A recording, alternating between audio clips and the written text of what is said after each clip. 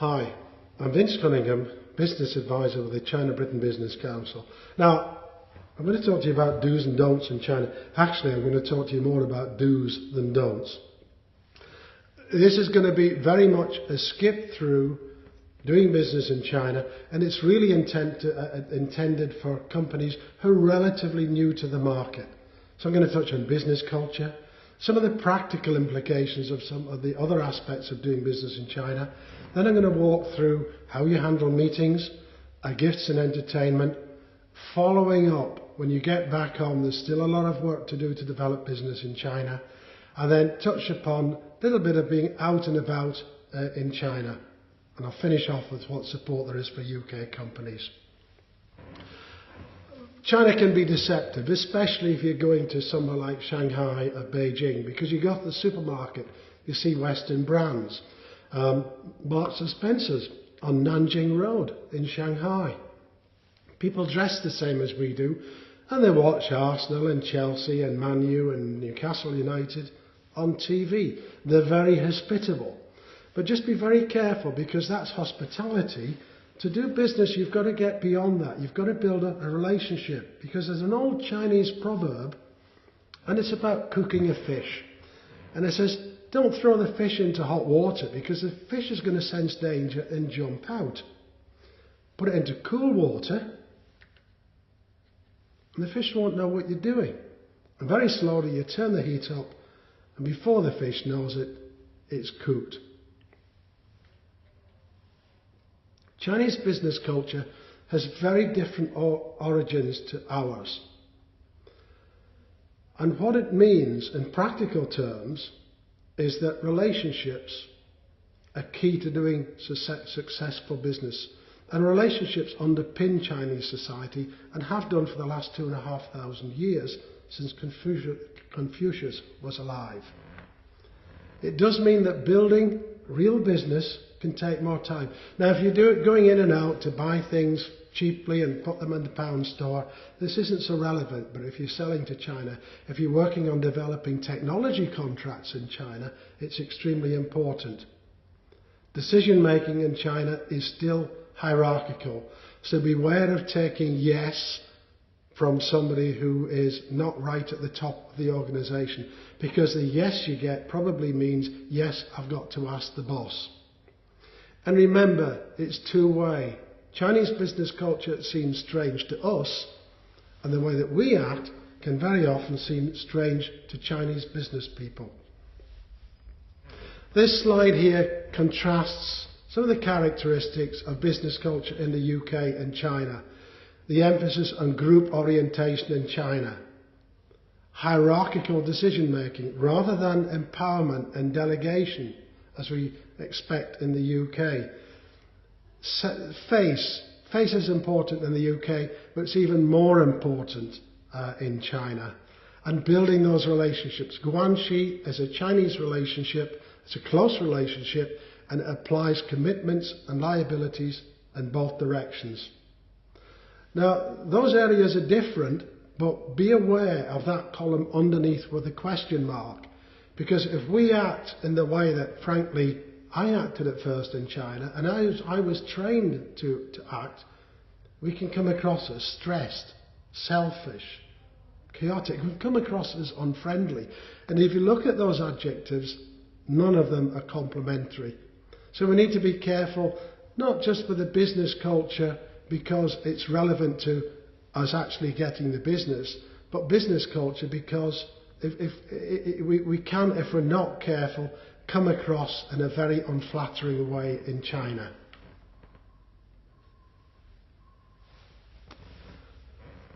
Turning to some of the practical things, the business card. The business card, very important in China. The calling card. If you look at mine closely, you'll see that I've had my name and my job title translated. The translation of my name is Wen Si.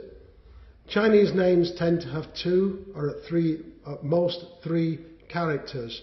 Wen is a common Chinese surname, and Si means things like knowledge, and it's generally quite a good first name to have, and I'm often complimented on that. So get some help from somebody who understands China, is Chinese, in translating your name. You give them and receive them with two hands. You're honouring the business card. Don't put it in your pocket. Turn it over. Look at the back, even if it's just looking at the back. When you sit down for your meeting, I find it very useful to do what this chap has done. Because you'll find it difficult to work out who was Mr. Gu, Mr. Sun, Professor Wu, but it helps if you note where they sit and you put the cards down in the right orientation. And again, it's honouring the business card. Business meetings in China, well, I keep going back to that old catchphrase, expect the unexpected.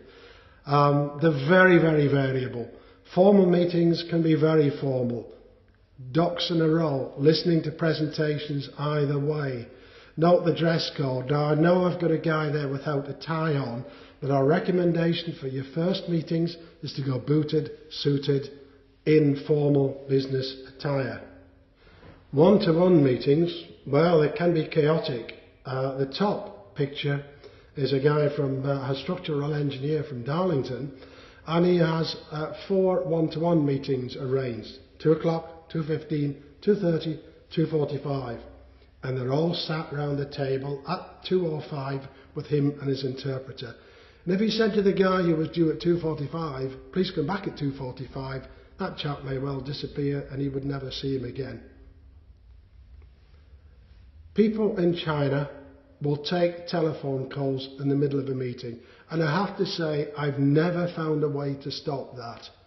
In fact, I would do what the lady in the bottom right-hand photograph does. I just sit and wait quietly while the person I'm doing business with finishes a telephone call and comes back to the meeting. And I think she's checking her emails.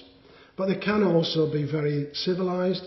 The other photograph, again, it's a British company with his interpreter, one-on-one with a Chinese potential business partner. So you really have to take the business meetings as they come.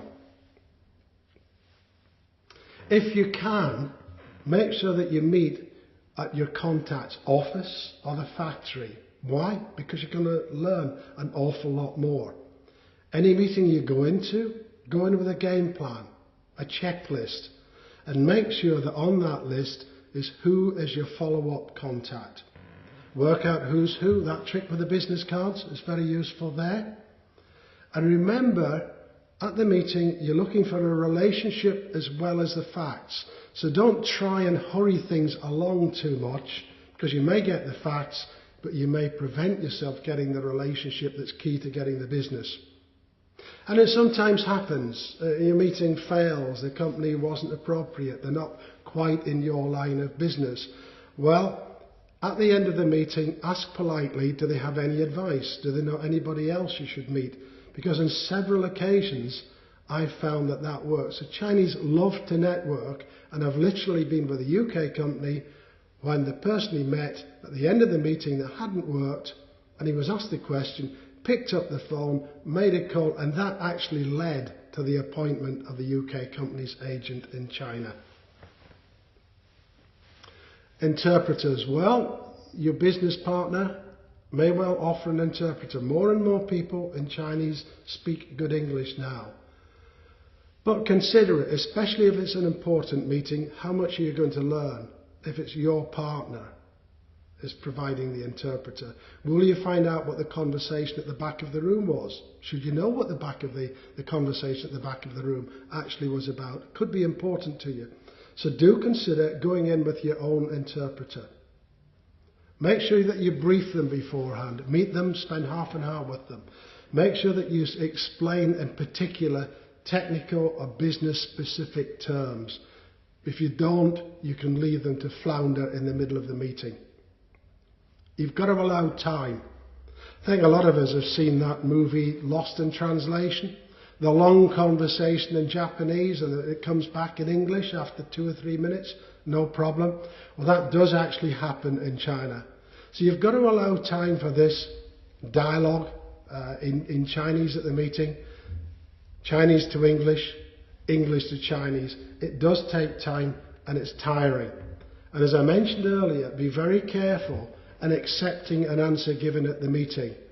Check your understanding. Is yes actually yes I agree, I'm going to sign a contract, I'm going to deliver, or is it yes, I'm going to ask the boss about it? A politeness thing, make sure that you're talking to your business contact and not the interpreter. And make sure the interpreter keeps up. It's quite a difficult job. So either feed them a sentence or two, let them translate, or it's possible you've got a longer argument and say, excuse me, I'm going to ask the interpreter to write this down, and then he will present it to you in Chinese. Sometimes that's very effective for arguments, but don't do too much of it during the meeting. And be extremely clear, because the business-specific terms that the interpreter doesn't understand could easily get lost. Colloquialisms also may be lost on the interpreter, and of course they won't get through to your potential partner. China is a gift-giving society. Keep it in moderation. There are some things not to give. Clocks, scissors, well, they signify death, especially to an important person. That's an elderly, an older person. So it's not a good idea to give those. Sets of 4, well, 4 is unlucky throughout China, so avoid 4. Sort of things to give, well, try and make it light, because you've got to carry it, and local to your region, your company. The salt cellars at the top, taken out by a company from Tyneside, and of course it's a Tyne Bridge on them. Make sure that they don't have Made in China written on them, but I am showing an exception. That USB memory card is actually made in China, but it's very nice to have. It's got the company's logos on it, and it's got the presentations that they were making when they were in China. Actually a very innovative and a useful gift. You may have corporate gifts to give. Only wrap gifts for special people. And if you're wrapping, play safe and stick to red or golden colours. If you're asked to dinner, do your very best to accept. Because it may well be at the meetings you're having during the day, you're being sussed out. If you pass muster, then you may be introduced to senior people over dinner that you wouldn't meet outside of that environment. So they are a very important part of business. They can be very formal in China, generally taking place in private rooms, around round tables, and there's a formal seating order. The host opposite the door, his senior guests on either side, and then there's a pecking order of reduced status going around the table. The best way to do it is just to hang back a little bit and let the Chinese guide you where to seat. Keep the conversation social. Don't go in and start to talk about your business deal or what you want to offer the Chinese. Wait for the opportunity, and it'll almost certainly arise, but it's probably near the end of the dinner. Drinking is important. The Chinese drink at dinner. They drink in toasts, so be led by your host and be prepared to respond. The drinking of alcohol is probably in very small glasses of clear-coloured, very pungent liquid, but be careful. It's over 50% alcohol, and that's stronger than Scotch. And you may be required to drink rather a lot of those little glasses. And they start and finish early, so don't be surprised if your Chinese host, after the bill is quietly paid, suddenly stand up and leave. They're not fed up with your company. It's just the way that it works in China. When you get home, it's very important. Be proactive. Have things to send, to feed to your Chinese contacts. It may be what you're doing in the market. It may be technical follow-ups. Find an excuse. Make an excuse. Because sometimes, and this can be cultural, Chinese companies are reluctant to contact people that they've met. It doesn't always mean that they're not interested in business. It's sometimes, again, just the way that they work.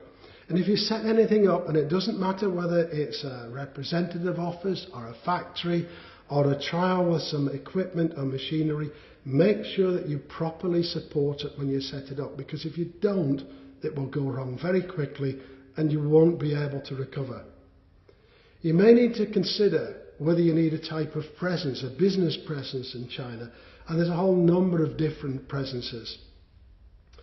Is that presence going to be temporary or long term, or do you need something now for initial business, and then as you build up business, do you need something perhaps more permanent? Is it just going to represent you, or is it going to take part in trading? Something's gone wrong there. I just go back.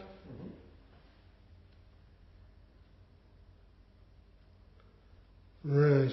No, it hasn't. Okay, shall I carry on from here? Sure. A little bit about keeping healthy and safe when you're in China. Passports. Well, you need them for hotels, you need them for travel or flying, you also need them for trains. You don't generally need them day to day. Now, I do believe under Chinese law, you're supposed to carry your passport. In fact, I don't, and I don't really know any people who do. I prefer to keep it nice and safe in the hotel safe. But I do keep a copy of the photo page of the passport and also the visa page, and I keep them in my wallet. Make sure that you've got up-to-date information on your health insurance, card, contact numbers, etc. If anything happens, don't have yourself in a situation where you're reliant on the Chinese national health system. Personal medicines, whether they're for things like high blood pressure, etc., or aspirin, paracetamol, perfectly okay. My euphemism, usual travel medicines, actually means Imodium. I took that off the slide, but I have to say now and again you have a problem. I did quite recently, actually, it was eating something prepared in a Western establishment in China. I've never ever had problems with Chinese food, but carry a pack just in case. One of the most common reasons for an upset stomach is drinking untreated water. Now, in your hotel bedroom, there'll be bottles of water. Evian, which will be £3 to £5 a bottle, or a local mineral water, which is equally as good, and it generally comes complimentary of the hotel.